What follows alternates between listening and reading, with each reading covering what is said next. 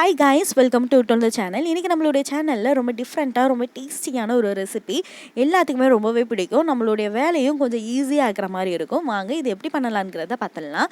நான் இன்றைக்கி அரை கப் மைதாவை எடுத்திருக்கேன். அந்த மைதாவை ஒரு மிக்சிங் பவுலில் ஆட் பண்ணிவிட்டு அது கூட ஒரு பிஞ்ச் அளவுக்கு உப்பை ஆட் பண்ணிக்கோங்க. அதுக்கப்புறம் கொஞ்சோண்டு மஞ்சத்தூள் ஆட் பண்ணிவிட்டு எல்லாத்தையும் நல்லா மிக்ஸ் பண்ணி விட்டுக்கோங்க. எல்லாத்தையும் நல்லா மிக்ஸ் பண்ணி விட்டதுக்கப்புறம் நான் இன்றைக்கி அரை கப்பில் மைதா எடுத்திருக்கேன். அதுக்கு அரைவாசி தண்ணி ஊற்றி நல்லா சப்பாத்தி மாவு பசைமாவில் அதே மாதிரி நல்லா பசைஞ்சு எடுத்துக்கோங்க. நல்லா சாஃப்டாக பசைஞ்சு எடுத்துக்கோங்க. இப்போ பாருங்கள், நல்லா பசைஞ்சு எடுத்துச்சு. நம்மளுடைய மாவு வந்து இப்போ சூப்பராக ரெடி ஆயிடுச்சு. இப்போ இது கூட நல்லா இந்த மாவு முழுகிற அளவுக்கு நான் கொஞ்சோண்டு எண்ணெயை ஆட் பண்ணிக்கிறேன். இப்போ எண்ணெயை ஆட் பண்ணிவிட்டு இந்த மாவு ஒரு 3 மணி நேரம் இல்லைனா 2 மணி நேரம் நல்லா ஊறணும். இப்போ மாவை வந்து நல்லா ஒரு 3 மணி நேரம் 2 மணி நேரம் நல்லா ஊற வைக்கணும். அதுக்காக நான் இன்றைக்கி மேலே இலையை போட்டு ஒரு 3 மணி நேரம் நல்லா ஊற வச்சுக்கிறேன். இப்போ நல்லா ஊறட்டும். இன்னொரு பக்கம் நம்ம டேட்ஸ் வச்சுருக்கோம்ல, அதான் 100 கிராம் டேட்ஸ் எடுத்துக்கோங்க. டேட்ஸை வந்து நல்லா பிச்சு போட்டுக்கோங்க. அந்த டேட்ஸுக்கு வந்து கரெக்டாக ஒரு 5 கிராம் அளவுக்கு வெண்ணெய் எடுத்துக்கோங்க. அதையும் அது கூட ஆட் பண்ணிவிட்டு இந்த டேட்ஸை வந்து நம்ம இப்போ பாயில் பண்ண போகிறோம். அதுவும் டபுள் பாயிலிங் மெத்தடில். அதுக்காக ஒரு பேனில் வந்து கொஞ்சோண்டு தண்ணி ஆட் பண்ணிவிட்டு இந்த டேட்ஸ்லாம் வச்சுருந்தோம்ல அதை வந்து அதில் போட்டு நல்லா வேக வச்சுக்கலாம்.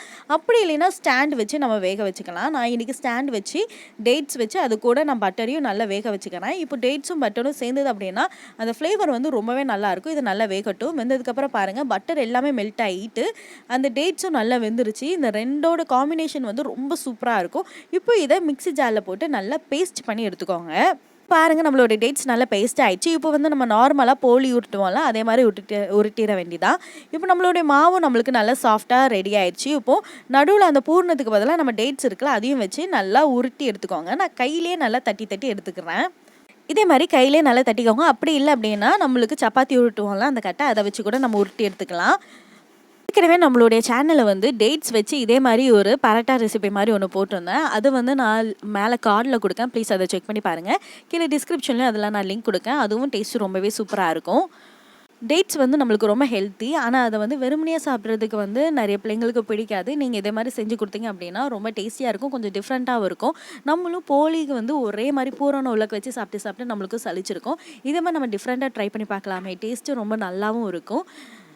நம்மளுடைய போலி எல்லாத்தையுமே ரெடி ஆயிடுச்சு. இப்போ இதை வந்து நான் தோசை தவாவில் கொஞ்சம் நெய் இல்லைனா எண்ணெய் ரெண்டில் ஏதாவது ஒன்று ஊற்றிக்கோங்க. நான் இன்றைக்கி எண்ணெய் தான் ஊற்றுறேன். ஊற்றிட்டு நம்ம தோசை பேனில் வந்து இந்த போலியை போட்டுட்டு 2 பக்கமும் நல்லா குக் பண்ணிவிட்டு நம்ம எடுத்துட்டோம் அப்படின்னா நம்மளுடைய போலி ரொம்ப சூப்பராக சாஃப்டாக டேஸ்டியாக ரெடி ஆயிரும். அவ்வளவுதான், நம்மளுடைய போலி இப்போ சூப்பராக ரெடி ஆயிடுச்சு. பாருங்கள் எவ்வளோ சூப்பராக இருக்குது அப்படின்னு சொல்லிட்டு. இதை சாப்பிட மிச்சிலும் ரொம்ப டேஸ்ட்டு நல்லா இருந்தது. இப்போ நான் ஒரு வாழை இலையில வந்து இந்த போலியை நான் வச்சு நான் சர்வ் பண்ண போகிறேன். ஒரு போலியை வந்து நான் உங்களுக்கு பிச்சு காமிக்க எவ்வளோ சூப்பராக வந்திருக்கு அப்படின்னு. பாருங்கள் எவ்வளோ சூப்பராக இருக்குது அப்படின்னு. இதை நல்லா பிச்சு பார்த்தோம் அப்படின்னா உள்ளக்க லேயர் இருக்கும். சாப்பிட்டீங்க அப்படின்னா டேஸ்ட்டு வந்து ரொம்ப நல்லா இருந்தது. நம்மளுடைய டேட்ஸில் வந்து இனிப்பு ரொம்ப அதிகமாக இருக்கிறதுனால இதில் சீனிலாம் ஆட் பண்ணணும்னு அவசியமே இல்லைல்ல. நம்மளுக்கு வந்து நேச்சுரலாக சுகர் நம்மளுக்கு கிடைக்கும். பாருங்கள் எவ்வளோ லேயராக சூப்பராக இருக்குன்னு. இதை நீங்களும் ட்ரை பண்ணி பாருங்கள். வயலு சுவை நாட்டியம் ஒன்று ட்ரை பண்ணிவிட்டு அது எப்படி இருந்தது அப்படிங்கிறத கீழே கமெண்ட் பண்ணுங்கள். ஒரே மாதிரி நம்ம சமைச்சிக்கிட்டே இருக்கோம். கொஞ்சம் டிஃப்ரெண்ட்டாக செஞ்சு சாப்பிட்டா நாக்குக்கும் ருசியாக இருக்கும், உடம்புக்கும் ஹெல்த்தியாக இருக்கும்ல. ட்ரை பண்ணிவிட்டு எப்படி இருக்குங்கிறத கீழே சொல்லுங்கள். Thank you friends.